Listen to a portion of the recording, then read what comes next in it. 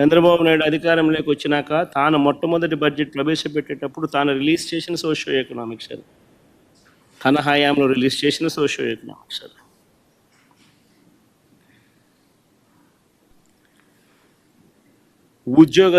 ఉద్యోగాలు కల్పించే విషయంలో ఏ ప్రభుత్వం ఎంత చిత్తశుద్ధిగా పనిచేస్తూ ఉంది, ఏ ప్రభుత్వం ఎంత నిజాయితీగా పిల్లల పట్ల ఉంది అని చెప్పడానికి ఇదొక నిదర్శనం. వీళ్ళు ఒకవైపున ఉద్యోగాలు క్రియేట్ చేయకపోగా మరోవైపున పారిశ్రామికవేత్తలను బెదరగొట్టి పంపిస్తూ ఉన్నారు. కడపలో స్టీల్ ఫ్యాక్టరీ పెట్టడానికి ముందుకు వచ్చిన సజ్జన్ జిందాల్ని బెదరగొట్టి పంపించాడు. అరబిందో సంస్థను వీళ్ళే బెదిరించి పంపించేసే కార్యక్రమం చేస్తూ ఉన్నారు. వీళ్ళ హయాంలో పారిశ్రామికవేత్తలు ముందుకు వచ్చి పరిశ్రమలు పెట్టడానికి భయపడే పరిస్థితులకి రాష్ట్రాన్ని తయారు చేశారు. మరోవైపున చూస్తే ఉద్యోగాలు ఒకవైపున రాకపోగా మరోవైపున నిరుద్యోగులకు ఇవ్వాల్సిన నిరుద్యోగ భృతి 3,000 రూపాయలు ప్రతి నెల ఇస్తానన్నాడు. ప్రతి నిరుద్యోగికి ఈరోజు ఈ 2 బడ్జెట్ల పుణ్యాన ఏకంగా నేరుడు సంవత్సరం 36,000 రూపాయలు, ఈ సంవత్సరం మరో 36,000 రూపాయలు, 72,000 రూపాయలు ప్రతి నిరుద్యోగికి బాకీ పడ్డాడు. ఎగరగొట్టాడు, ఎగనామం పెట్టాడు. ఇంకొక హామీ చూద్దాం. ఎన్నికల వేళ ఈ పెద్ద మనిషి చంద్రబాబు నాయుడు అన్న ఇంకొక హామీ, 18 సంవత్సరాల నుంచి 59 సంవత్సరాల మధ్యలో ఉన్న ప్రతి మహిళకు 18 to 60 లోపు ఉన్న ప్రతి మహిళకు 18 సంవత్సరాల నుంచి 60 ఏళ్ళ దాకా ప్రతి మహిళకు నెలకు 1,500 రూపాయలు, అంటే సంవత్సరానికి 18,000 ఇస్తానన్నాడు. ప్రతి ఇంటికి నీకు 18,000, నీకు 18,000, నీకు 18,000 అని చెప్పాడు. ఇంటికి వెళ్ళి ప్రచారం చేస్తూ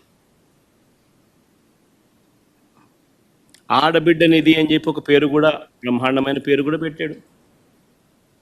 నేను అడుగుతా ఉన్నాను, ఇప్పుడు ఓటర్ లిస్టు మన కళ్ళ ఎదుటే ఉంది. మొన్ననే ఓటింగ్ అయిపోయింది. 2,07,00,000 మంది మహిళా ఓటర్లు ఓటు వేశారు అని చెప్పి మన కళ్ళ ఎదుటే కనిపిస్తూ ఉంది. ఆధార్ కార్డు నెంబర్లతో సహా డీటెయిల్స్ అన్నీ మన కళ్ళ ఎదుటే కనిపిస్తూ ఉన్నాయి. ఓటర్ లిస్టులు ఎలాగూ ఉన్నాయి. వీళ్ళంతా 18 సంవత్సరాలు నిండిన వయసు వాళ్ళే, అందుకనే వీళ్ళంతా ఓటర్లు అయ్యారు. మరి 2,07,00,000 మంది ఓటర్లలో 60 ఏళ్ళు పైచిలకు నిండిన వాళ్ళను తీసేస్తే 1,80,00,000 మంది మిగులుతారు దాదాపుగా. మరి ఈ 1,80,00,000 మందికి సంవత్సరానికి 18,000 రూపాయలు చొప్పున కేటాయింపులు చేస్తే 32,400 కోట్ల రూపాయలు కేటాయింపులు చేయాలి. నేరుడు బడ్జెట్లో కేటాయింపులు 0.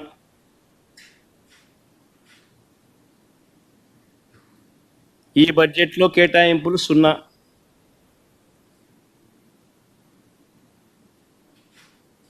అంటే ప్రతి మహిళకు చంద్రబాబు నాయుడు పుణ్యాన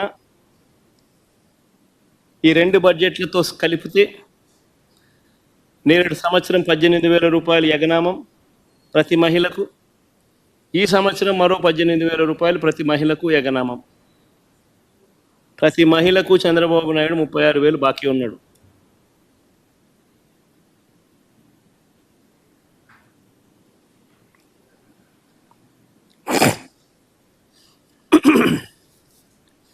మహిళలందరికీ ఉచిత బస్సు, ఇది చాలా చిన్న హామీ వాస్తవం చెప్పాలంటే.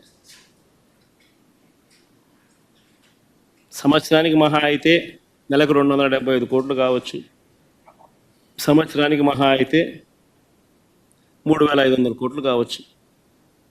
చాలా చిన్న హామీ వాస్తవం చెప్పాలంటే. ఎన్నికల మేనిఫెస్టోలో ఇది హామీ పెట్టాడు. ఫస్ట్ ఇయర్ అయిపోయింది, ఎగరగొట్టేశాడు. మళ్ళీ 2వ సంవత్సరం, మళ్ళీ ఈ సంవత్సరం బడ్జెట్లో చూస్తామా అంటే కనిపించడం లేదు. ఈ సంవత్సరము యగనామే. మా రాయలసీమలో ఉన్న మహిళలందరూ ఎదురు చూస్తున్నారు. విశాఖపట్నం పోయి రావచ్చు కదా, పోయి చూసి రావచ్చు కదా, బాగుంటుంది కదా అని చెప్పి. కర్నూలు, విజయనగరము, శ్రీకాకుళము, ప్రకాశము, అనంతపురం నెల్లూరు వీళ్ళంతా మహిళలు ఎదురు చూస్తున్నారు. విజయవాడ, గుంటూరుకు పొద్దున పోయి సాయంత్రం రావచ్చు కదా, చూసి రావచ్చు కదా, ఏదో అమరావతి కడుతున్నాడు కదా, ఎలా ఉందో చూసి రావచ్చు కదా అని చెప్పి. ఉచిత బస్సు పెడితే ఉచితంగా ప్రయాణం చేసి రావచ్చు కదా, ఎక్కడికి పడితే అక్కడికి పోవచ్చు కదా, విహారయాత్రలకు పోవచ్చు కదా, చూసి రావచ్చు కదా, విశాఖపట్నం దగ్గర నుంచి, విజయవాడ దగ్గర నుంచి, గుంటూరు దగ్గర నుంచి అందరూ చూసి రావచ్చు కదా అని చెప్పి అందరూ ఎదురు చూస్తూ ఉన్నారు. కానీ ఈ పెద్ద మనిషి ఏమో ఇటువంటి చిన్న హామీని కూడా నెరవేర్చడంలో మాత్రం ఈ చంద్రబాబు నాయుడు అనే వ్యక్తి తన నైజాన్ని చూపిస్తూ ఉన్నాడు. నేరేడు సంవత్సరం 3,500 కోట్లు ఇదే మహిళలకు బకాయిలు ఎగరగొట్టాడు, ఎగనామం పెట్టాడు. మళ్ళీ ఈ సంవత్సరం మరో 3,500 కోట్లు. అంటే మహిళలకు ఫ్రీ బస్సు పుణ్యం, ఫ్రీ బస్సు రూపేణా మరో 7,000 కోట్ల రూపాయలు చంద్రబాబు నాయుడు బాకీ పడ్డాడు, ఎగరగొట్టాడు.